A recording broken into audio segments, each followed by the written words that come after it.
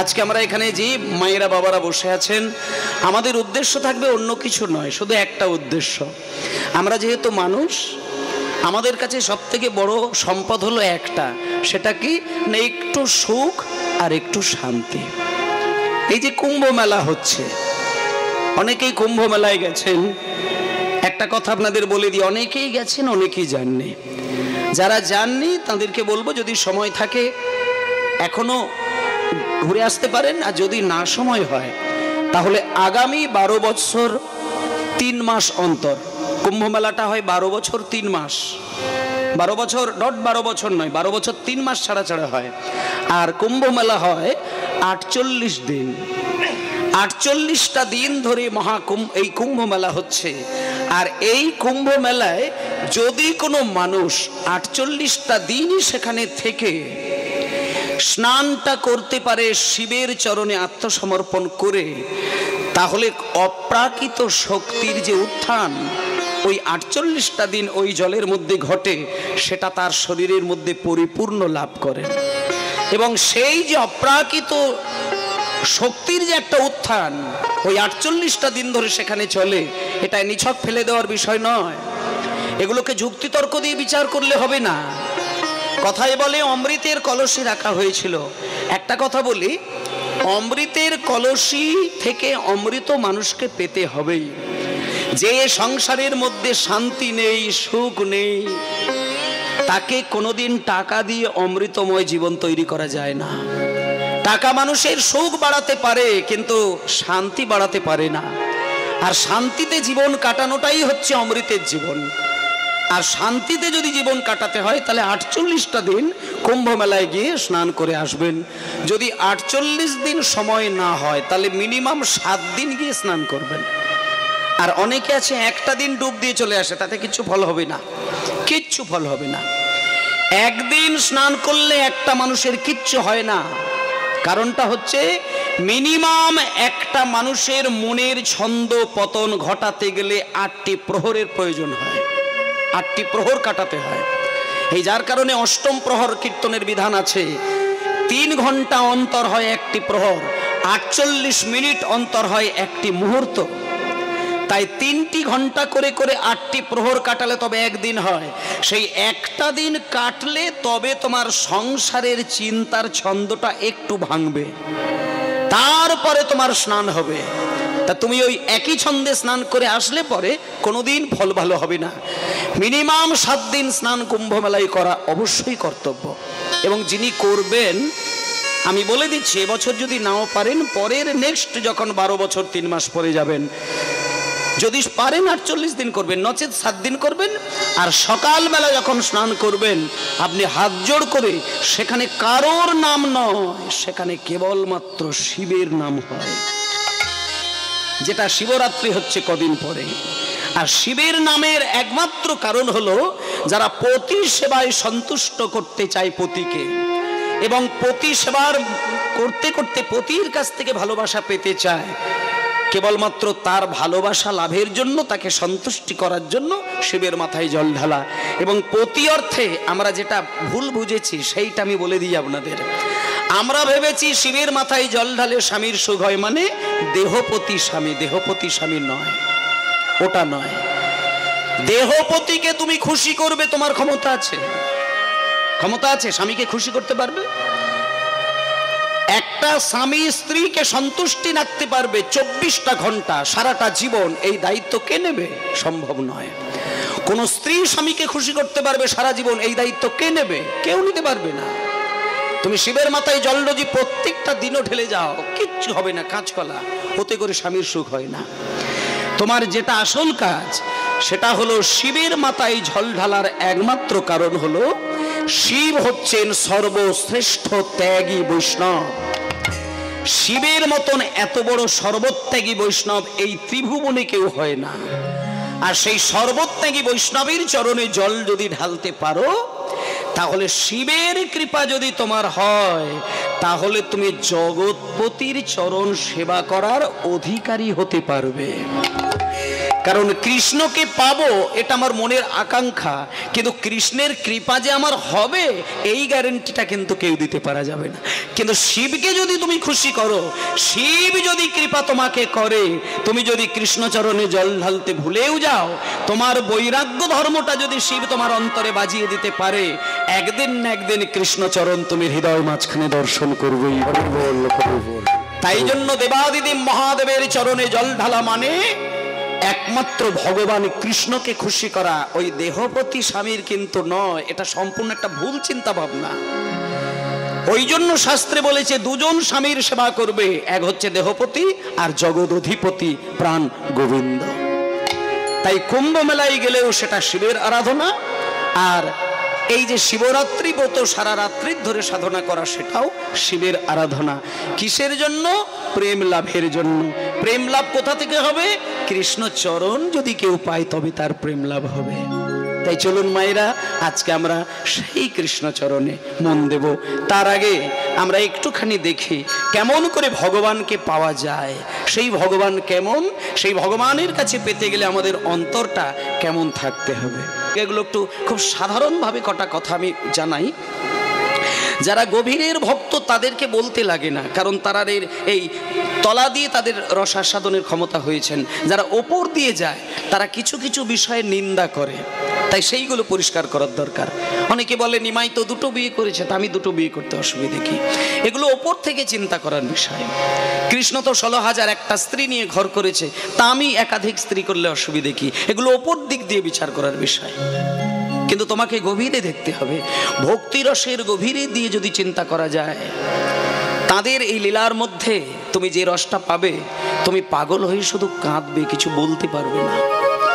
কৃষ্ণ 16,000 একটা স্ত্রী নিয়ে সংসার করেছেন, নিমাই 2টি স্ত্রী নিয়ে সংসার করেছেন, কিন্তু সেইখানকার লীলা রসটাকে যদি তুমি বুঝতে শেখো, তুমি শুধু বুক চাপড়ে কাঁদবে, কিচ্ছু বলতে পারবে না। তখন তুমি চিন্তা করতে পারবে যে আমি কোন জায়গায় দাঁড়িয়ে, আর আমাদের জন্য ওনারা কি করতে চেয়েছেন। ভগবান কৃষ্ণের কোনো প্রয়োজন হয়নি, শুধু যা প্রয়োজন হয়েছে মানব সমাজকে সাজানোর জন্য, আর কিছুই নয়। আসলে নীলাম্বর চক্রবর্তী যখন সচিমায়ের কাছে বলেছিল, মা তোমার নিমাইয়ের কপালটা কিন্তু আমি দেখে যেটা বুঝলাম, তুমি একটু অভ্যাস করো নিমাইকে হারানোর। নিমাই যদি কোনোদিন হারিয়ে যায়, তার যে একটা তীব্র ব্যথা, সেটা তুমি তৈরি হতে শেখো, কারণ নিমাই একদিন সংসার হারা হবেই, ও থাকবে না, এটা আমি নিশ্চিত বলতে পারি। তখন সচিমা ঠিক করে নিল, কপালে যাই লেখা থাক, হাতে যাই লেখা থাক, আমি ওকে স্ত্রীর বাঁধনে বেঁধে রাখবো, ও যেতে পারবে না। কারণ আমি এটুকু জানি, একটা পুরুষ মানুষ যদি নারীর ভালোবাসায় আবদ্ধ হয়, মোহ মায়ায় যদি একবার বেঁধে যায়, তাহলে ওই মোহ মায়ার অন্ধকারে সে ডুবে যাবে, আর সে সংসার হারা হবে না। কিন্তু নিমাই যে পরম ব্রহ্ম, তাকে কোন মায়া আছে বেঁধে রাখবে? সে তো ঈশ্বর পরমকৃষ্ণ সচ্চিদানন্দের আরেক রূপ, যেখানে আনন্দের প্রতিমূর্তি রাধারানী আর কৃষ্ণ, দুই অংশের মিলিত প্রকাশ আমার চৈতন্যদেব। তাকে তুমি কিসের দ্বারা বেঁধে রাখবে? কি লোভ দেখিয়ে তাকে তুমি বেঁধে রাখতে পারবে? বিশ্বের কোনো ক্ষমতা নেই তাকে বেঁধে রাখার। মা শতবার কেঁদেছে নিমাইয়ের কাছে দাঁড়িয়ে দাঁড়িয়ে, কিন্তু নিমাইকে ধরে রাখতে পারে না।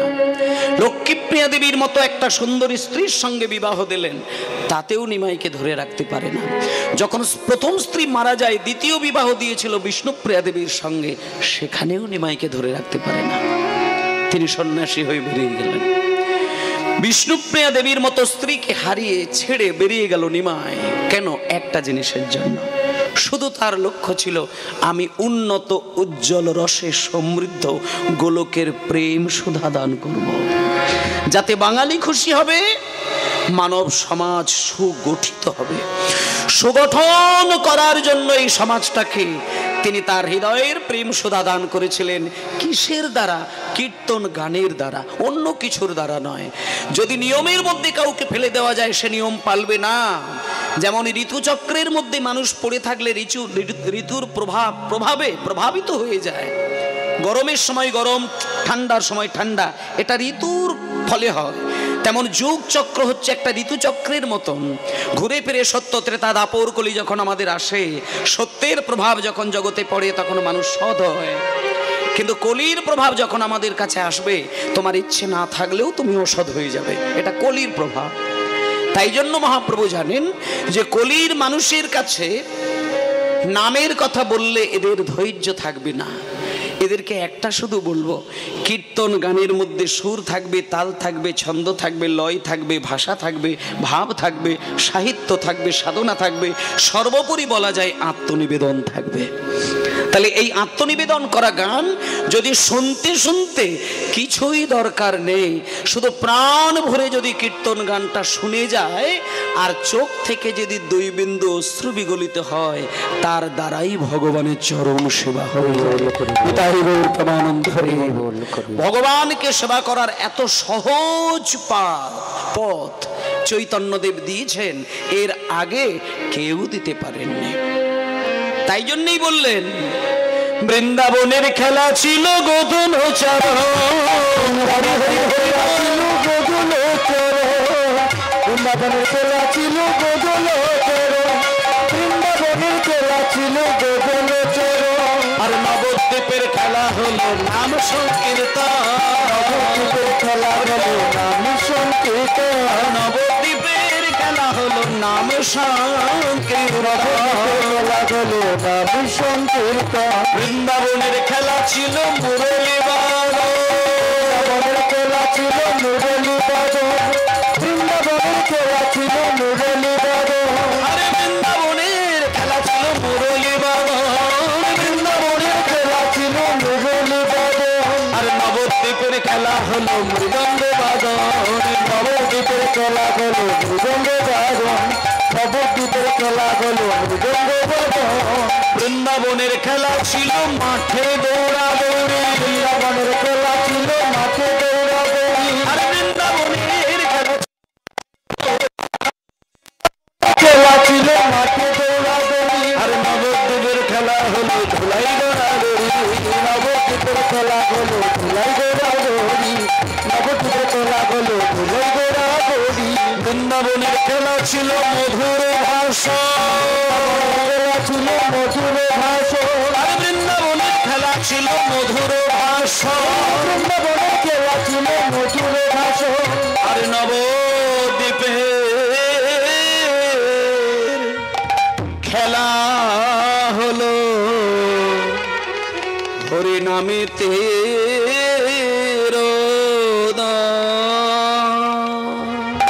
মায়েরা। এইখানটা ঘুরে গেল, এই শেষ লাইনটাতেই বুঝতে হবে কি বললেন। বলছে বৃন্দাবনের খেলা ছিল মাঠে দৌড়া দৌড়ি, আর নবদ্বীপে মহাপ্রভুর খেলা শুধু ধুলাই গড়াগড়ি।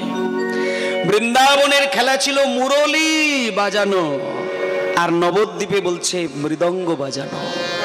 আর বৃন্দাবনের খেলা ছিল মধুর ভাষণ, সেখানে আনন্দের লীলাটাকে তুলে ধরেছেন কৃষ্ণ। আর নবদ্বীপের খেলা হলো হরিনামেতে রোদন। মানে এখানে শুধু কান্না। আর আজকে আমরা কি করছি?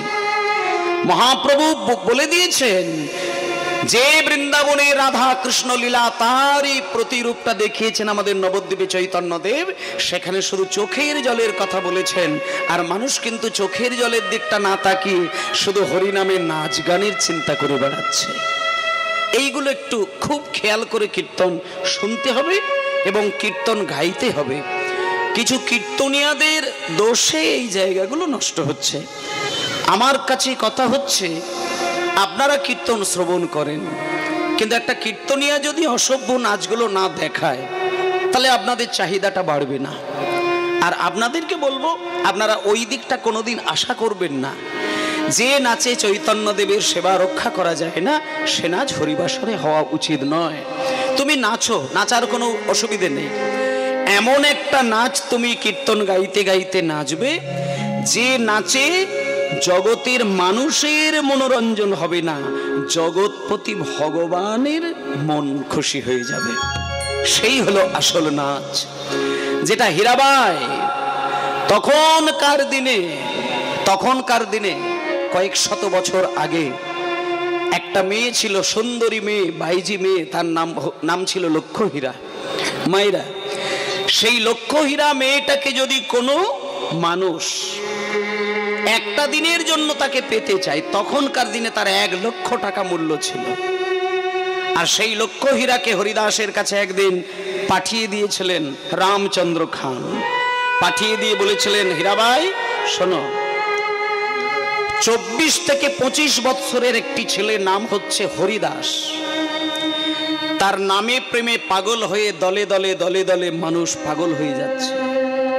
তুমি একটা কাজ করো, তুমি যদি কারোর কাছে দাঁড়িয়ে একটুখানি কোমর দুলিয়ে দাও, ঘাড় দুলিয়ে দাও, মাথা দুলিয়ে দাও, একটু হেসে ফেলো, কত ইয়াং ছেলে তোমার রূপরসে পাগল হয়ে যায়। তা তুমি একটুখানি যাও, হরিদাসের কাছে গিয়ে একটু নাচ গান করো, আর ওই হরিদাসের মনটাকে হরণ করে নিয়ে এসে তুমি আমাকে খবর দাও। তুমি যা চাইবে আমি তাই দেব। তখন সেই লক্ষ হীরা রামচন্দ্র খানকে বললেন, শোনেন, কত হাতি ঘোড়া গেল তল, মশা বলে কত জল। কত মানুষের কাছে আমি কত রূপ দেখিয়ে পাগল করেছি, আরে তো সামান্য 24-25 বৎসরের ছেলে। দূর ছাই, আপনি ছেড়ে দিন, আমি এক্ষুনি বেরিয়ে যাচ্ছি। আপনাকে 10 মিনিটের মধ্যে খবর দিয়ে দিচ্ছি। হরিদাসের মন প্রাণ হরণ করে নিয়ে আসতে এবার জঙ্গলের মধ্যে হরিদাস নামের মধ্যে ডুব দিয়েছিলেন। হরিদাস প্রত্যেক দিন 3 লক্ষ বার নাম জপ করতেন। 3 লক্ষ বার। 1 লক্ষ নাম করতেন তিনি উচ্চই স্বরে, আর 1 লক্ষ নাম করতেন তিনি ফিসফিস করে, আর 1 লক্ষ নাম করতেন তিনি মনে মনে। এইভাবে তিনি 3 লক্ষ বার নাম জপ করতেন। সেই হরিদাসের কাছে হীরাবাই গিয়ে দাঁড়িয়ে পায়ে ঘুমুর পড়ে আর ঝনঝন ঝনঝন সুরে কোমর দুলিয়ে দুলিয়ে নাচের তালে তালে ছন্দ ছন্দ করে করে হরিদাসের ধ্যান ভাঙাচ্ছেন। তো এবার হরিদাসের যখন কানে শব্দটা যাচ্ছে, হরিদাস বলছে, কি মা তুমি আমার কাছে এসে এরকম নাচ গান করছো?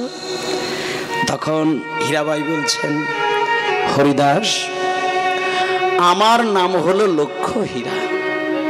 লোকে আমাকে লক্ষ টাকার বিনিময়ে পায়। তা আমি শুনেছি তুমি নাকি এমন গান করো, তোমার গানের সুরে নাকি পশু পাখিরা সুর মেলায়। তাই জন্য আমি আজকে তোমার সংবাদ পেয়ে এসেছি। তুমি গান গাইবে আর আমি নাচবো, আমি নাচবো তুমি গাইবে, তুমি গাইবে আমি নাচবো, আমি নাচবো তুমি গাইবে, তুমি গাইবে আমি নাচবো। কত সুরের কথা। তখন হরিদাস বুঝতে পারলেন যে না, এ কারোর কোনো পাঠানো একটা প্রলোভন। সঙ্গে সঙ্গে হরিদাস কিছুক্ষণ চিন্তা করে হীরাবাইকে বললেন, মা গো, মা বলে সম্মান দিলেন, তুমি তো আমার আশ্রমের অতিথি, আমার কর্তব্য তোমার সেবা করা আর তোমার সঙ্গে কথা বলা। তাই তোমাকে আমি রেখে দিয়ে আমি নাম করতে পারি না। তুমি এসেছো যখন, তোমার সঙ্গে আমার কথা বলা উচিত।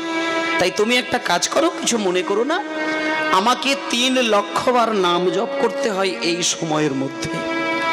তা আমি যদি তোমার সঙ্গে কথা বলতে যাই, আমার নাম সম্পন্ন করা যাবে না। তাই তুমি একটা কাজ করো, কিছুক্ষণ সময়ের মধ্যে আমার কিছু নাম তুমি গুনে দাও। তা তুমি যদি গুনে দাও আর আমি কিছু গুনে নিই, এই সময়ে আমার সময়টা বেরিয়ে যাবে, আর ওই সময়টাতে আমি তোমার সঙ্গে কথা বলবো। তখন হীরাবাই বলছে, ঠিক আছে হরিদাস, ঠিক আছে ঠিক আছে ঠিক আছে, তুমি বলো আমি কেমন করে তোমার গান নাম সংখ্যাটা গুনে দেব। এখানে যারা দীক্ষা নিয়েছেন তারা জানেন, দীক্ষা মন্ত্র দেখবেন জপ করার একটা নিয়ম আছে। এইখান থেকে প্রথম সংখ্যা শুরু করতে হয়, এইভাবে যেতে হয় 1, 2, এবং নখ স্পর্শ হবে না, এই আঙুলের মধ্য অংশটা দিয়ে স্পর্শ করে গাঁট গুনে গুনে গড়তে হয়। তা আজকে হীরাবাইকে যখন নিয়মের মধ্যে সংখ্যা বেঁধে দিয়ে যখন নিয়মের মধ্যে নাম উচ্চারণের কথা বললেন, আর হরিদাস গানটা গাইছে, হীরাবাইও তার সুরে সুরে তাল মিলিয়ে মিলিয়ে। নাও হীরাবাই, তুমি আমার সঙ্গে বলো, বলো হরে কৃষ্ণ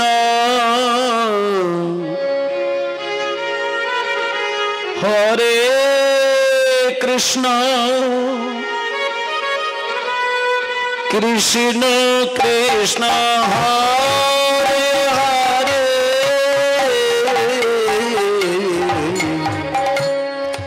হরে রাম হরে রাম রাম রাম হরে হরে। এইভাবে বলো কৃষ্ণ কৃষ্ণ কৃষ্ণ কৃষ্ণ হরে হরে হরে রাম হরে রাম রাম রাম হরে হরে।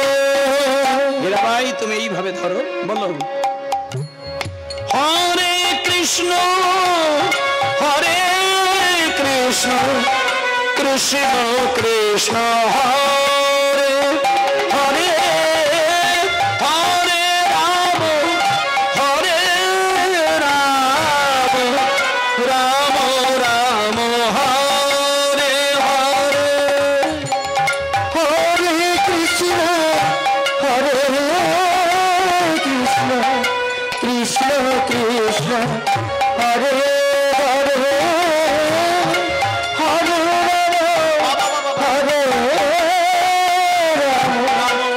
রাম রাম হরে হরে হরে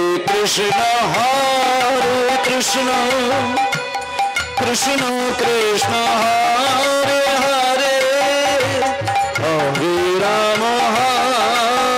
রাম রাম রাম হরে হরে হরে কৃষ্ণ কৃষ্ণ কৃষ্ণ কৃষ্ণ হরে হরে হরে রাম হরে রাম রাম রাম হরে হরে। মায়েরা এইভাবে নাম সংখ্যা গুনতে গুনতে আর নাম সুরে সুরে গাইতে গাইতে হীরাবাইয়ের কখন যে দুটি হাত উপরের দিকে উঠে গেল হীরাবাই খেয়াল করতে পারেনি। এমন একটা অদ্ভুত ভাবের নাচ হীরাবাই নিচে দিলেন। কিছুক্ষণের মধ্যে হীরাবাই চমকে উঠলেন, এ কি, এ আমি কি নাচ নাচলাম? হরিদাস, হে কি নাচ আমি নাচলাম? সব নাচ আমার ভুল হয়ে গেল হরিদাস, সব ভুল হয়ে গেল। তখন হরিদাস বললেন হাত জোড় করে, হীরাবাই তোমার নাচ ভুল হয়নি। এতদিন যে তুমি নাচছিলে এতদিনই তুমি ভুল নাচ নেচেছিলে। আজকে তুমি যে নাচ নাচলে সেই নাচে জগৎপতি অতি খুশি হয়েছে। তুমি বাড়িতে যাও, তুমি নামের ফল সব বুঝতে পারবে। এই তোমার আসল নাচ হলো যে নাচে জগৎপতি কেঁদে উঠেছে। তুমি কৃপা পেয়ে গেছো হীরাবাই, তুমি উদ্ধার হয়ে গেলে।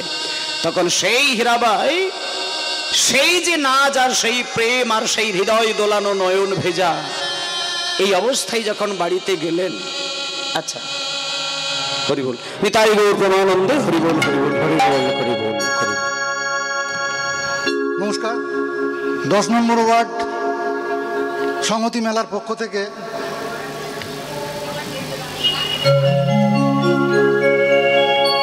শ্যাম সুন্দর পাল মহাশয়কে আমাদের সংঘের তরফ থেকে,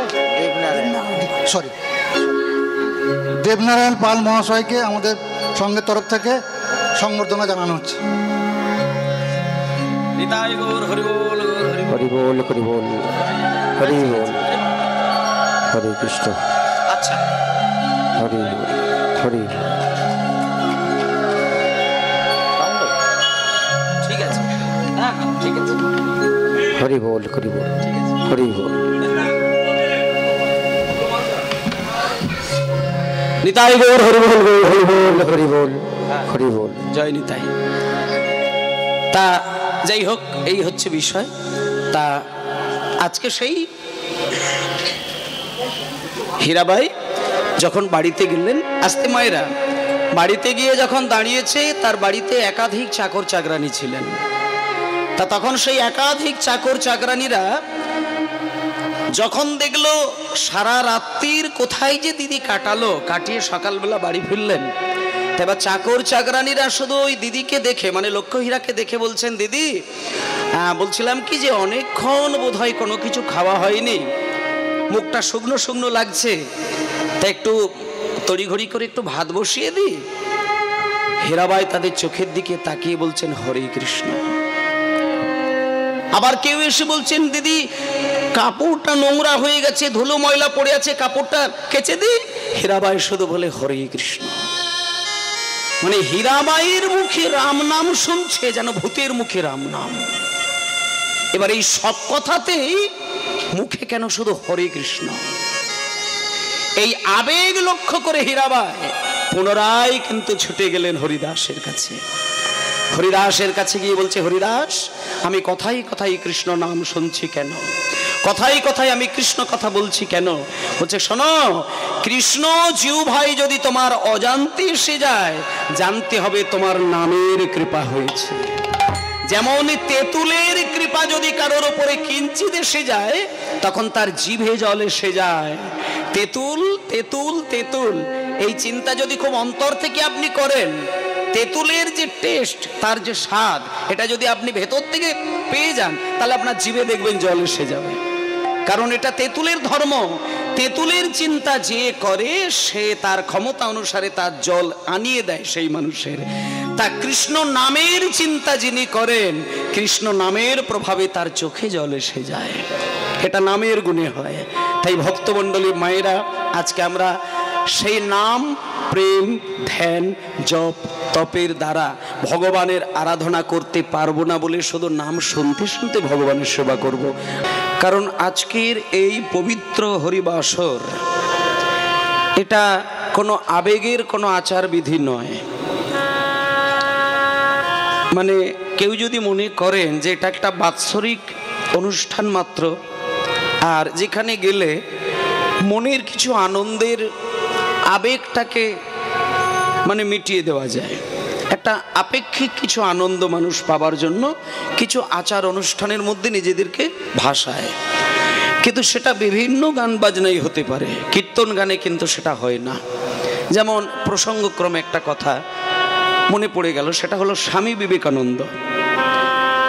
স্বামীজি জীবনের প্রথম দিকগুলোতে এই চৈতন্যদেবের কীর্তন গান নিয়ে টুকরো টুকরো কিছু সমালোচনা করেছিলেন। কয়েকটা কথা আমাদের জানার দরকার। স্বামীজি বলেছিলেন যে গান বাজনা যদি শোনা বা শেখা দুটোই চাস, তাহলে তোরা ওই কীর্তনের ধারে কাছে যাবি না। যদি গান শিখতে চাস, তাহলে উচ্চাঙ্গ সঙ্গীত সাধনা কর। যদি গান শুনতে চাস, তাহলে রাগ রাগিনী শেখ, ওটাই গান বাজনা। ওইখানে কিছু সুর, কিছু পরমানন্দ পাওয়া যায়। আর কীর্তনের মধ্যে তোরা যাস না, ওতে কিচ্ছু নেই। স্বামীজির এটা প্রথম জীবনের একটা চিন্তা ভাবনা থেকে তিনি বলেছিলেন। আস্তে মায়েরা, কথা নয়, সামনে বসে কথা নয়।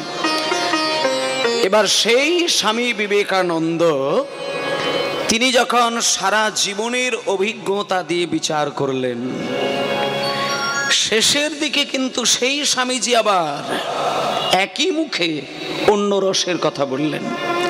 তখন তিনি বললেন যে না, রাগ রাগিনী, ধ্রুপদ, ঠুমরি, এইসব গান বাজনাগুলো যদি তোমার গান বাজনার ওপরে কোনো দাদাগিরি বা জাদুগিরি দেখানোর ইচ্ছে থাকে মঞ্চে দাঁড়িয়ে, যে আমি সুরের ওপরে একটু মূর্ছনা দেখাবো মানুষকে, সুরের কলা কৌশলে মানুষকে মোহিত করব, এইটা যদি তোমার মনে ভাবনা থাকে, তাহলে উচ্চাঙ্গ সঙ্গীত, রাগ রাগিনী, ধ্রুপদ গান এইগুলো ঠিক আছে। কিন্তু স্বামীজি কিন্তু এই কথাটি বলেছিলেন, কিন্তু মনের আরতি দিয়ে, বেদনা দিয়ে যদি ভগবানকে ডাকার কোনো সঙ্গীত থাকতে হয় বাংলায়, শুধু বাংলা নয়, বলা যেতে পারে সারা বিশ্বের মধ্যে যদি এমন একটি গান বাজনা থাকে যে গানের মধ্য দিয়ে ভগবানের পরিপূর্ণ সাধনাটা করা যায়, আত্মনিবেদন করা যায়, সেই গান যদি পৃথিবীতে থাকতে হয়, সেটা একমাত্র একটি গান, যেটা শ্রী চৈতন্য দেবের কীর্তন গান। হরি বল, হরি বল, নিতাই গৌর হরি বল। হরি বল। কারণ এই কীর্তন গানের মধ্যে যে কি আছে আর কি নেই, এই মিনিমাম জ্ঞানটুকু যদি বাঙালির না থাকে, তাহলে আমাদেরকে সনাতনী আর বাঙালি দুটোই বলতে গেলে নিজেদের লজ্জা পাওয়া উচিত। কারণ এই বাংলার মধ্যে থাকা সনাতনী যারা রয়েছেন, তাদের একেবারে মনের ভেতরে যদি অমূল্য রত্ন বলে কিছু থাকতে হয়, সেটা আমার মনে হয় গৌরাঙ্গের যুগল চরণের বাইরে কিছু হতে পারে না। কারণ বাংলাকে সোনা দিয়ে মুড়িয়ে দেওয়া আর এক ঘাটে বাঘে বলদে জল খাইয়ে শান্তিপূর্ণভাবে তাদেরকে তোলা, এটা একমাত্র বাংলার মাটিতে যদি কেউ করে থাকেন, সেটা তার নামটি আগে বলতে হয়, যিনি সচিমায়ের ছেলে আমার নিমাই। তার বাইরে কেউ করতে পারেননি। নিমাই কি দিয়েছেন বাঙালিদের জন্য, নিমাই বাঙালিদের জন্য কি করেছেন, এই পড়াশুনো যদি না করা যায়, তাহলে কীর্তন গানে ড্যান্স, কীর্তন গানে নাচ, কীর্তন গানে আপেক্ষিক কিছু আনন্দ, কিছু আবেগ, এই মধ্য দিয়ে জীবনটা ভেসে যায়। সাধনাটা কিন্তু ধরা যায় না। কীর্তন হচ্ছে বাঙালিদের কাছে সবথেকে চরম একটি সাধনার ক্ষেত্র, আসন, যার মধ্যে বসলে পরে তুলসী মালার প্রয়োজন হবে না, তিলক সেবা করারও প্রয়োজন হবে না। ওগুলো যদি তুমি করো তো ভালো জিনিস, ওটা বলছি না। তিলক সেবা, ধুতি পাঞ্জাবি পরা, নিরামিষ খাওয়া, তুলসী মালা, ওগুলো আমি পরের কথা বলছি। ওটা বৈষ্ণবের একটা একান্ত পরিশুদ্ধ আভরণ, ওটা আচরণ নয়, ওটা আভরণ। শিব কিন্তু আচরণের দ্বারা কৃষ্ণ সেবা করেছেন, তিনি আভরণটাকে কিন্তু দেখানোর জন্য কৃষ্ণ সেবা করেননি। তাহলে বৈষ্ণবের আভরণ হচ্ছে তিলক সেবা করা, ধুতি পাঞ্জাবি পরা, তুলসী মালা গলায় নেওয়া, দ্বাদশ অঙ্গে তিলক সেবা করা, এগুলো হচ্ছে তার একটা পোশাক।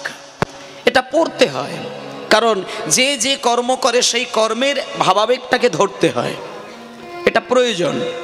এটা না করলে আবার আমার মনের মধ্যে চিন্তাটা পরিশুদ্ধ হবে না, আমি ওইটা বলছি না। কিন্তু সবার আগে যদি আমার গোড়ার দিকটা তাকানো যায়, সেই দিকটা তাকালে দেখা যায় যে তুমি যদি 10 লক্ষ টাকা দিয়ে মন্দির তৈরি করে ফেলো, তুমি এটুকু ভেবে ফেলো না যে তুমি দেবতাকে তোমার ঘরে স্থান দিয়ে দিলে, এটা নয়। তুমি দেবতার বিগ্রহ বানিয়েছো, সেটা দেবতা নয়। তুমি ঈশ্বরকে স্থান দিয়েছো মানে তুমি ঈশ্বরের একটা ছবি তৈরি করে তাকে ভালোবাসো বলে তার পছন্দ মতো মূর্তি বানিয়ে তুমি ঘরে রেখেছো। এমন একটা মূর্তিকে বানিয়েছো যে মূর্তিটা দেখলে তোমার প্রেমটা জাগবে, সেটাই তোমার কাছে ভগবানের রূপ।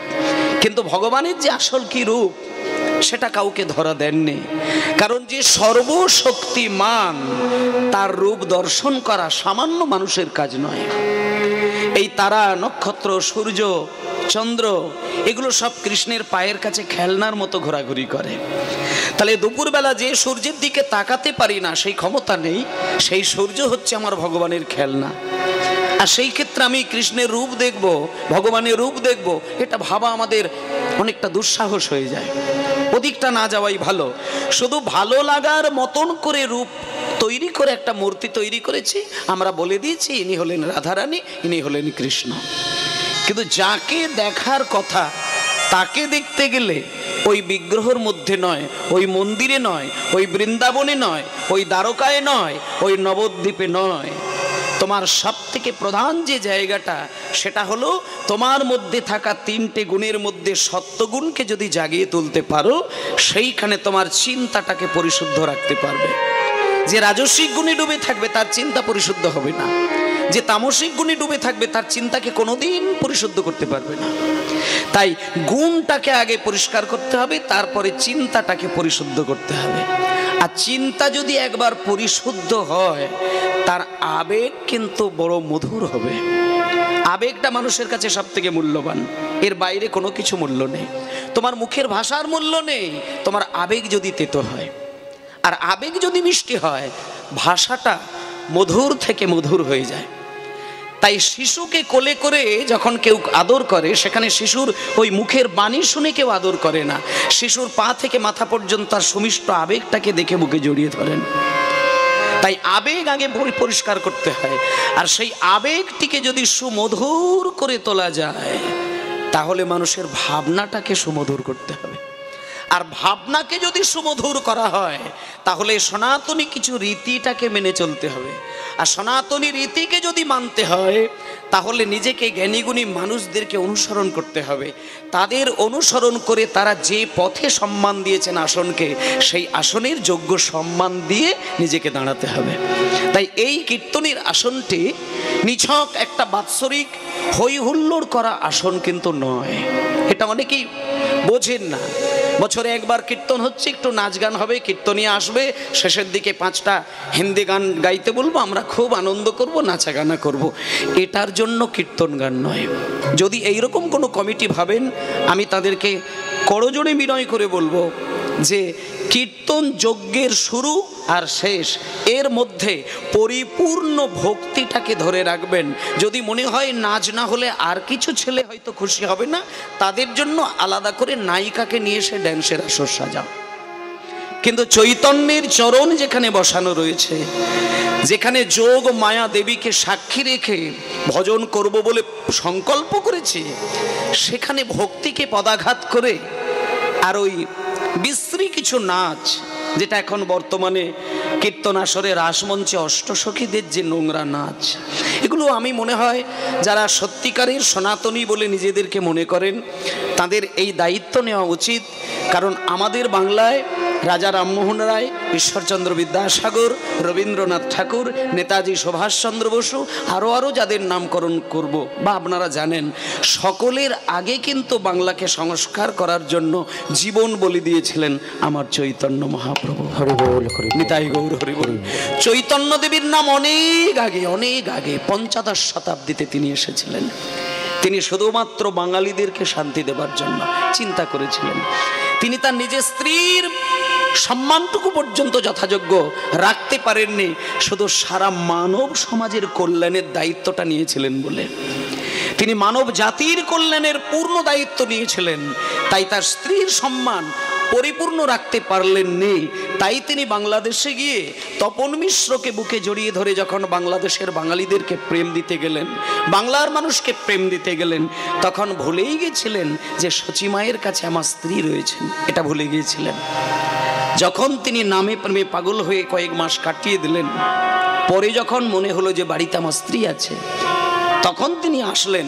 ইতিমধ্যেই কিন্তু লক্ষ্মীপ্রিয়া দেবী তখন মারা যায়, বিরহে মারা যায়। কারণ একটা মানুষ যদি নিজের থেকে বেশি কাউকে ভালোবেসে ফেলেন, কিছু পাবার স্বার্থে ভালোবাসলে সে ব্যথা সহ্য করা যায়, কিন্তু পাবার স্বার্থে নয়, কেবল আমি ভালোবাসার জন্যই তাকে ভালোবাসবো, কিছুর জন্য ভালোবাসি না।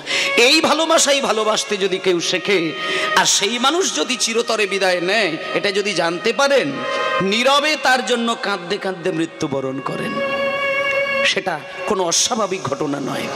তাই লক্ষ্মীপ্রিয়া দেবী নিমাইয়ের প্রথম স্ত্রী, এবং ভগবানকে বলা হচ্ছে যে হে ঠাকুর, সকালবেলায় তোমার মন্দিরে গিয়ে আমি ধূপধুনো দিই, দুপুরবেলা স্নানের পরে আমি খাবার আগে তোমার কাছে খাবারের থালাটা ধরি, সন্ধ্যাবেলায় সন্ধ্যা প্রদীপ দেওয়ার সময় তোমার কাছে আমি কত কেঁদে কেঁদে তোমায় ডাকি।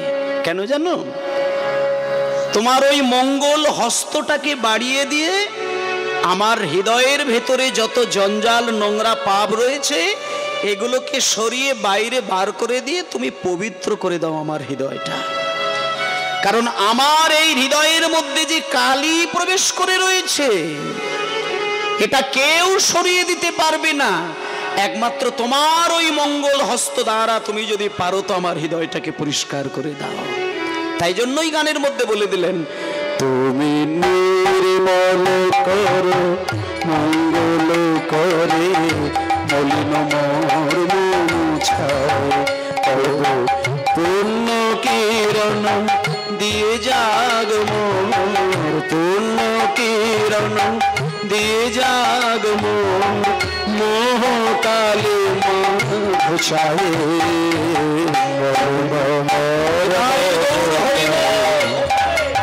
নির্মল করো মঙ্গল করো মলিন মোর মুছায়, নির্মল করো মঙ্গল করে মলিন মোর মুছায়, নির্মল করো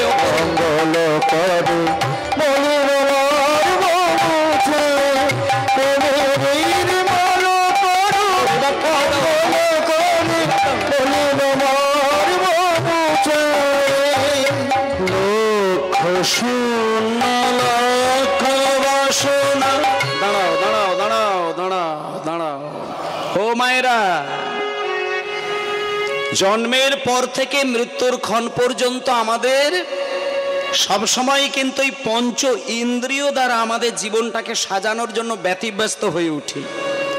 এই যে আমি বাড়ি তৈরি করেছি, গাড়ি তৈরি করেছি, জমি জায়গা তৈরি করেছি, স্ত্রী পুত্র পরিজন নিয়ে সংসার করছি, সবকিছু তৈরির মূল জিনিস কিন্তু এই পঞ্চ ইন্দ্রিয়। তুমি জীবনে যা কিছু কালেকশন করেছো সব কিন্তু পঞ্চ ইন্দ্রিয় দ্বারা কালেকশন করেছো। তাহলে তুমি যাই কিছু করো না কেন, শেষের দিকে গিয়ে যখন তুমি হিসাব করে দেখবে তুমি কি করলে, সবই যেন মনে হয়ে যাবে শূন্য হয়ে গেল জীবনের। জীবনে চাওয়া পাওয়া আশা ভরসা হিসাব করে দেখতে গেলে সবকিছুই যেন বিফল। এবং বিফল শুধু তা নয়, জীবনটা ধীরে ধীরে ধীরে ধীরে বিষের সাগরের দিকে ডুবে যেতে চাইছে। সেটাই গানের মধ্যে বলছেন, লক্ষ সোনা লক্ষ বাসনা শুচিছে গভীর আধারে, লক্ষ সোনা লক্ষ বাসনা ছুটিছে গভীর আধারে, লক্ষ সোনা লক্ষ বাসনা ছুটিছে গভীর আধারে, জানি না কখন ডুবে যাবে কোন অকুল গরল পাথারে, লক্ষ সোনা লক্ষ বাসনা ছুটিছে গভীর আধারে,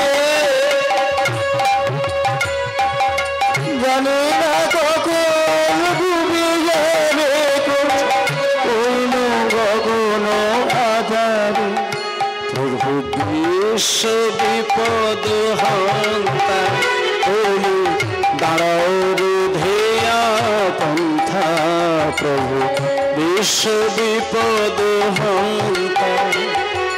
একটুখানি খোলটার আওয়াজটা একটু কমিয়ে রাখো তো, খোলটা একটু জোর বাজছে, একটু কমিয়ে দাও খোলটা। হ্যাঁ, উনি বেশি নেবে, তুমি কমিয়ে দাও। আজকে কোনো আস্তে মায়েরা, কোনো পুকুরে যদি বাচ্চা ছেলে স্নান করতে যায়, সে যদি সাঁতার না জানে তাহলে দেখবেন হাবুডুবু খেয়ে প্রাণ যায় অবস্থা। কিন্তু দেখবেন মায়েরা, সাঁতার দিতে না পেরে যদি কোনো শিশুর প্রাণ চলে যেতে চায়, জল ঘিটতে থাকে, চোখ মুখ লাল হয়ে যায়, পাড়ার অনেক মা বাবা যাবে, কত কথা বলে বলে বলে বলে বাজিয়ে বাজিয়ে যাবে। কেউ কেউ বলবে, হ্যাঁ বেটা সাঁতার জানিস না তো পুকুরে ডুব দিয়েছিস কেন, হট, এই ধমক দিয়ে দিয়ে দিয়ে দিয়ে বেড়াবে। কিন্তু মায়েরা বলুন তো, সাঁতার না জেনে ছেলে যখন জলে ডুবে যায়, অন্য মা বাবা দেখতে পেলে তাকে ধমক দিয়ে কথা বলে, কিন্তু যার সন্তান সে যদি জলে ডুবে যায়, বলুন তার বাবা যদি পাশ দিয়ে যায়, সে কি ধমক দিয়ে কথা বলবে না ছুটে ঝাঁপ দিয়ে ছেলেকে কোলে করে তুলে নিয়ে আসবে? নিজের সন্তান জলে ডুবে গেলে তাকে ঝাঁপ দিয়ে তুলে নিয়ে আসে, কারণ সেই ছেলেটার বাবা হচ্ছেন ইনি। তা এই বিশ্ব ব্রহ্মাণ্ডের পিতা হচ্ছেন ভগবান কৃষ্ণ, আর আমরা হচ্ছি তার সন্তান। আমরা যখন পাপের দোষে পাপের সাগরে ডুবে যাই, তখন আমাদেরকে উদ্ধার করার জন্য শুধু একজনই রয়েছেন। তিনি কে? প্রভু বিশ্ব বিপদ হন্তা, তুমি দাঁড়াও রুধিয়া পন্থা, তবু শ্রীচরণ তলে নিয়ে এসো মোর মত বাসনা গুছাই, মলিন মোর মন ছাই,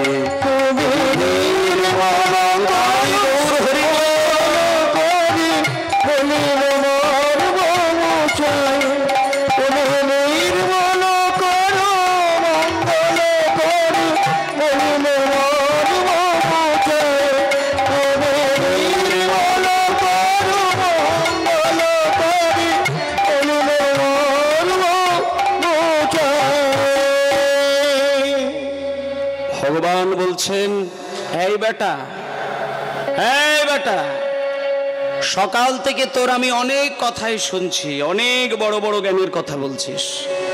আচ্ছা, তুই যে আমার সম্পর্কে এতগুলো কথা বললি, আমার ঠিকানা তুই কি জানিস আমি কোথায় থাকি? বলছে ঠাকুর তুমি কোথায় থাকো না সেটাই তুমি বলো। তুমি সব জায়গায় থাকো, সব জায়গায়, সব জায়গায়। তোমার ঠিকানা আমি বলবো? তোমার ঠিকানা আমি জানি, তুমি কোথায় কোথায় বসে থাকো। বলে কোথায় বসে থাকি?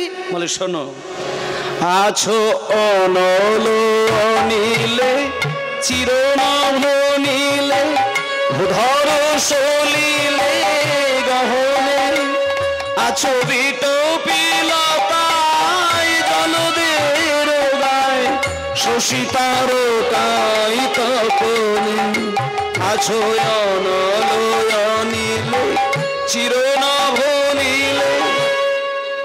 আছো অনল, অনল মানে আগুন, অনিল মানে আছো অনল অনিলে চির নভ নীলে। অনল মানে হচ্ছে কি? আগুন। অনিল মানে বাতাস। অনল অনিলে চির নভ নীলে, চিরকালের যে সে নীল আকাশ, তাতে তুমি আছো।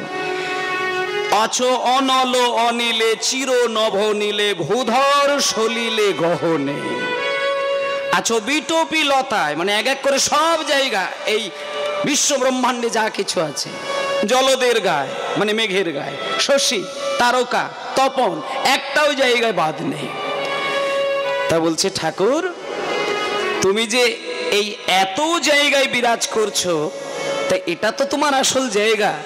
তখন ভগবান বলছে শোনো শোনো, তুমি যে আমার এত ঠিকানা জেনে বসে আছো, তা এতদিন কই আমার কাছে এসে কাঁদনি কেন? বলছে আমি এতদিন কেন কাঁদিনি জানো ঠাকুর?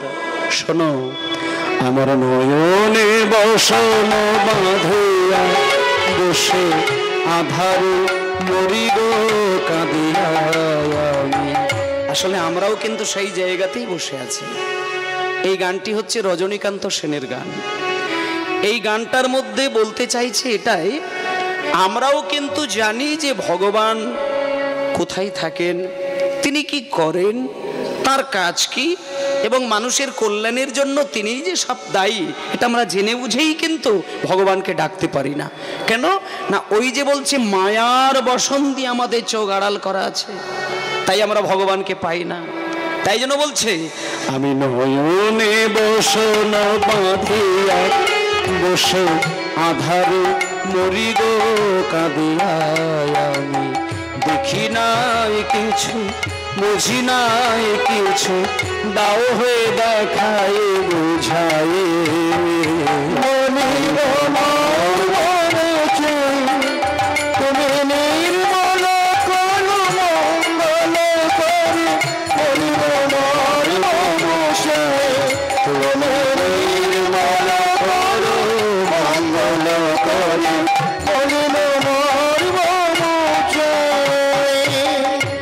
নিতাই গৌর প্রেমানন্দে হরিবোল হরিবোল হরিবোল জয় নিতাই। আজকে আমরা রজনীকান্ত সেনের এই গানটি শুনতে শুনতে আমাদের আত্মসমর্পণ করার জন্য একটি গান শুনে নিলাম।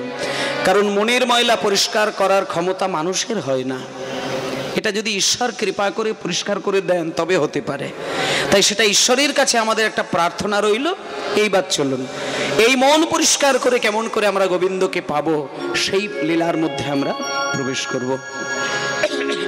আজকে আমরা যে ভক্তির কথা আস্বাদন করব, তিনি এই কলিযুগে দুইবার জন্ম নিয়েছিলেন। জগন্নাথের কৃপায় আজকে সেই সন্তান জন্ম হয়েছিল, এবং আজকেও আমরা সেই জগন্নাথের সম্পর্কে দুটো কথা শুনব। জগন্নাথের কাছে গেলে সংসারের অর্থের যে একটা অভাব থাকে সেটা দূর হয়ে যায়, এটা একটা মানুষের চিন্তা ছিল অতি প্রাচীনকালে। প্রাচীনকালে কিছু মানুষের একটা ধারণা ছিল যে কেউ যদি পুরীর মন্দিরে গিয়ে সমুদ্রে স্নান করে তারপরে জগন্নাথ মন্দিরের কাছে হত্যে দিয়ে কিছুদিনের জন্য তার কল্পনাটা জানিয়ে আসে, তার কল্পনা বাস্তবায়িত হয়। তাই মায়েরা আজকে সেই জগন্নাথের কাছে চলেছেন একজন। তিনি কে? তিনি আর কেউ নয়, তিনি আমাদের এই বাংলার ঘরে জন্ম নিয়েছিলেন। তিনি অদ্বৈত ঠাকুরের পরের জন্ম। অদ্বৈত ঠাকুর ছিলেন আগের জন্মে বিষ্ণু আর শিবের অবতার, আর পরবর্তীকালে সেই অদ্বৈত ঠাকুর আবার জন্ম নিলেন কলিযুগে। কোথায়? মেদিনীপুর জেলায়। সেই মেদিনীপুর জেলার বিখ্যাত একটি জায়গা, যে জায়গাটির নাম হলো ধারেন্দা বাহাদুরপুর।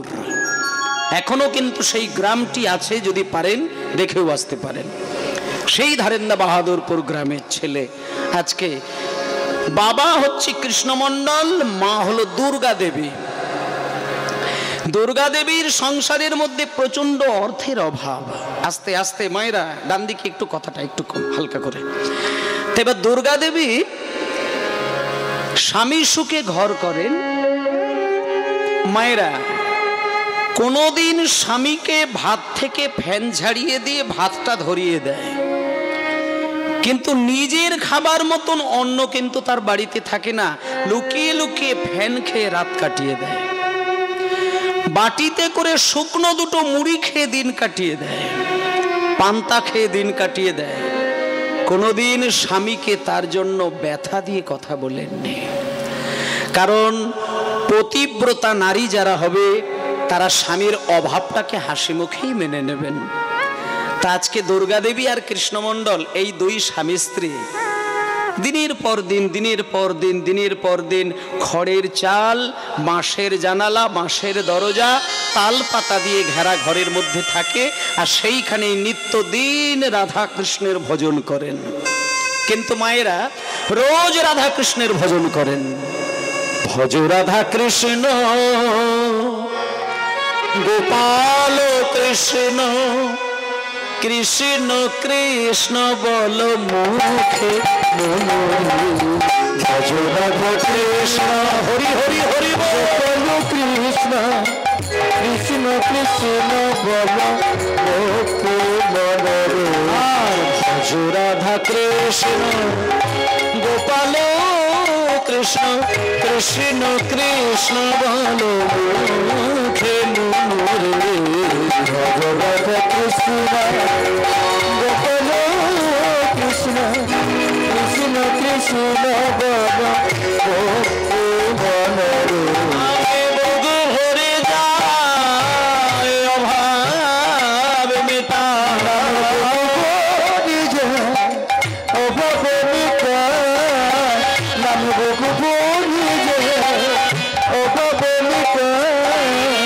স্বভাব জাগায় মহাসুখে। ভজ রাধা কৃষ্ণ গোপাল কৃষ্ণ, কৃষ্ণ কৃষ্ণ বল মুখে মনরে। ভজ রাধা কৃষ্ণ গোপাল কৃষ্ণ, কৃষ্ণ কৃষ্ণ বল মুখে মনরে। ভজ রাধা কৃষ্ণ। যারা পুরীর মন্দিরে বেড়াতে গেছেন তাদের জন্য একটা কথা বলি। আমরা পুরী ধামে বেড়াতে গেলে জগন্নাথ দেব দর্শন করেই বাড়িতে চলে আসি। আজকে যখন দুর্গা দেবী আর কৃষ্ণমণ্ডল সংসার সামলাচ্ছেন, পান্তা খেয়ে মুড়ি খেয়ে দিন কাটাচ্ছে, কোনোদিন ফেনা ভাত খেয়ে দিন কাটাচ্ছে, কোনোদিন ফ্যান খেয়ে দিন কাটাচ্ছেন। তা দুর্গা দেবী কোনোদিন স্বামীকে কিচ্ছু বলেননি, বরং স্বামীকে একদিন বলছেন, স্বামী আমি যতটুকু জানি সংসারে অর্থের অভাব হাজার থাকলেও যে সংসারে শান্তি থাকে সেই সংসারে অভাব কিচ্ছু এসে যাবে না।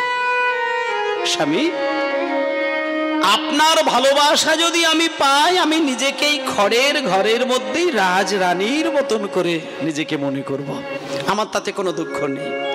তা দেখতে দেখতে কটা দিন কাটলো। মায়েরা, একদিন দুর্গা দেবী অভাবের সব জিনিসগুলো মেনে নিয়েছিলেন। আস্তে মায়েরা, আস্তে আস্তে, কথা নয়, খুব নীরবেই কথাগুলো শুনতে হবে। সংসারের হাজার অভাব মেনে নিয়েছিলেন দুর্গা দেবী, একটা অভাব তিনি মেনে নিতে পারেননি।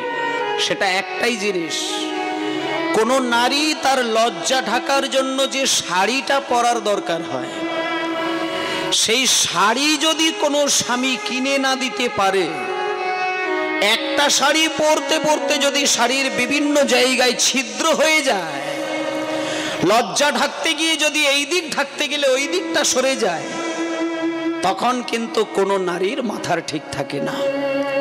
আজকে দুর্গা দেবী কোনোদিন স্বামীকে চোখের দিকে চোখ রেখে কথা বলেননি, কিন্তু আজকে হঠাৎ ওই একটাই শাড়ি, সেও ছেঁড়া শাড়িটাকে পরে যখন নিজের দেহটাকে ভালো করে ঢাকতে পারলো না, তখন দুর্গা দেবী একটুখানি রেগে গিয়ে স্বামীর কাছে গিয়ে বলে উঠলেন, স্বামী স্বামী, আমি শুনেছি যারা কৃষ্ণ নামে মন দেয় তাদের নাকি অর্থের কোনো অভাব হয় না। তা তুমি রাত দিন ভগবানের নাম করছো, ধ্যান করছো, তোমার সংসারে কেন এত অভাব? স্বামী, তুমি একটা কাজ করো না, তুমি জগন্নাথের কাছে গিয়ে হত্যে দিয়ে পড়ে থাকো না, দুদিন একটু সংসারের কথা বলো না, তাহলে তো আমাকে এত জ্বালা, এত যন্ত্রণা, এত অভাব সহ্য করতে হয় না। কৃষ্ণমণ্ডল মনে মনে চিন্তা করলেন, আমার স্ত্রী মনে হয় আমার সঙ্গে রসিকতা করে কথা বলছে। পরক্ষণেই স্ত্রীর দিকে তাকিয়ে দেখে স্ত্রীর চোখ থেকে টপ টপ করে জল গড়িয়ে যাচ্ছে। সঙ্গে সঙ্গে কৃষ্ণমণ্ডল বলে উঠলেন, দ্বারিকা, তোমার মতন পতিব্রতা রমণী হয়ে সংসারের অভাব সহ্য করতে না পেরে তুমি যখন আমার কাছে কেঁদে উঠলে, আমি তোমার সামনে দাঁড়িয়ে তোমার এই চোখের জল মুছিয়ে দিয়ে আমি কথা দিলাম, আমি এই মুহূর্তেই চলে যাব জগন্নাথের কাছে। আমি এক্ষুনি জগন্নাথের কাছে যাব, জগন্নাথকে শুধু সংসারের অর্থের অভাবের কথা দুটো বলবো। তিনি যদি আমাদের এই দুই মানুষের সংসারের অভাবটাকে মিটিয়ে দেয়, তাহলে আমি ভগবানকে ডাকবো, নচেত আমি ভগবানকে আর ডাকবো না। স্ত্রীর চোখের জল মুছিয়ে দিয়ে ওই মেদিনীপুর জেলার ধারেন্দা বাহাদুরপুর গ্রামে এখনো মায়েরা সেই জায়গাটা, সেই গ্রামটা এখনো রয়েছে। স্ত্রীকে বাড়িতে রেখে দিয়ে কৃষ্ণমণ্ডল ছুটে চলল পুরীর মন্দিরে জগন্নাথের কাছে। জগন্নাথের কাছে গিয়ে সমুদ্রে স্নান করে জগন্নাথ মন্দিরের দরজার সামনে গিয়ে চোখ বন্ধ করে জগন্নাথের স্তব করতে লাগলেন। জগন্নাথ স্বামী নয়ন পথগামী ভগত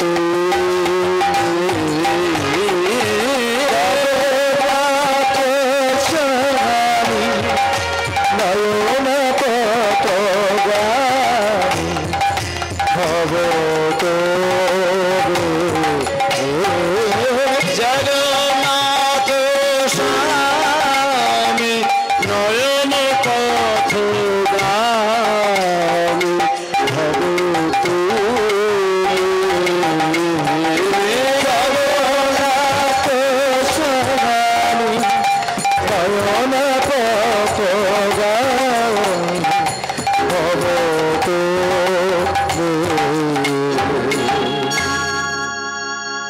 ভক্তমণ্ডলী মায়েরা, আজকে পুরীর মন্দিরে গিয়ে জগন্নাথের চরণে যেই আছাড় খেয়ে পড়েছেন মায়েরা, এখানে আমরা যারা কীর্তন শুনতে বসেছি, দেখুন প্রত্যেকের কিন্তু কোনো কিছুরই কিন্তু অভাব নেই। যদি হাতের দিকে তাকিয়ে দেখা যায়, দুইখানা ভগবান আমাদের কি সুন্দর হাত দিয়ে দিয়েছেন, দুটো পা দিয়ে দিয়েছেন, দুটো চোখ দিয়ে দিয়েছেন,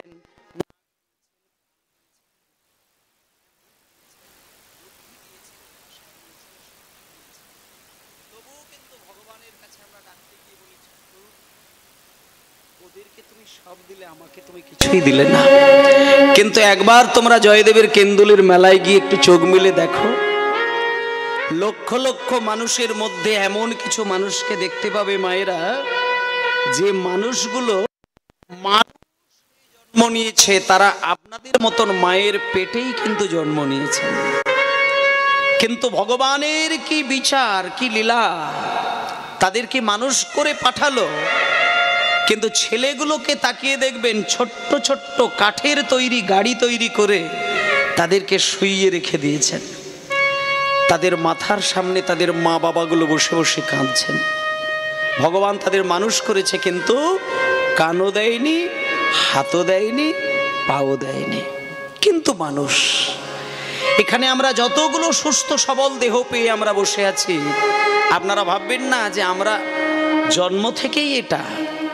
84 লক্ষ বার এই পৃথিবীর সঙ্গে তার আসা যাওয়া হয়েছিল। 20 লক্ষ বার গাছপালা আমরা হয়েছিলাম, 20 লক্ষ বার। 20 লক্ষ বার গাছপালা হবার পরে যেদিন আমাদের তুলসী গাছের জন্ম হলো, সেদিন আমাদের বৃক্ষ জন্ম শেষ হয়ে গেল। আর প্রত্যেকটি জন্মের শেষ জন্মটা কিন্তু আমরা ভগবানের সেবায় লাগাই। 20 লক্ষ বার গাছ, তার মধ্যে তুলসী পত্র, তুলসী গাছ। 9 লক্ষ বার জলের মধ্যে জন্ম, তার মধ্যে শঙ্খকুলি জন্ম। 11 লক্ষ বার পোকামাকড়ের জন্ম, তার মধ্যে বজ্রকীট রূপে শালগ্রাম শিলাস্থান। তাহলে 20 লক্ষ বার গাছ, 9 লক্ষ বার জল, 11 লক্ষ বার পোকামাকড়, 10 লক্ষ বার ডিম, মানে পাখি কুলে শালিক, টিয়া, ময়না, কোকিল, কত কিছু হয়েছিলাম। কিন্তু যেদিন আমাদের ময়ূর কুলে জন্ম হলো, সেদিন আমাদের পক্ষী জন্ম শেষ হয়ে গেল। তারপরে 30 লক্ষ বার হয়েছিলাম পশু, বাঘ, সিংহ, হাতি, ঘোড়া, কত কিছু হয়েছিলাম। কিন্তু যেদিন আমাদের ধেনুকুলে জন্ম দিল ভগবান, সেদিন আমাদের পশু জন্ম শেষ হয়ে গেল। তারপরেই আমাদের 4 লক্ষ বার মানব জন্ম। তার মধ্যে আমরা কতবার বোবা হয়েছিলাম, কতবার অন্ধ হয়েছিলাম, কতবার কানা হয়েছিলাম, কালা হয়েছিলাম, কত কিছু হবার পরে যেদিন তোমাকে সুস্থ সবল একটা সুন্দর দেহ দিয়ে মানুষ করে পাঠালো, সেদিন তুমি সবাইকে ভালোবাসতে শিখলে, কিন্তু ভগবানের বেলায় কিন্তু মন দিয়ে তাকে ভালোবাসতে শিখলে না।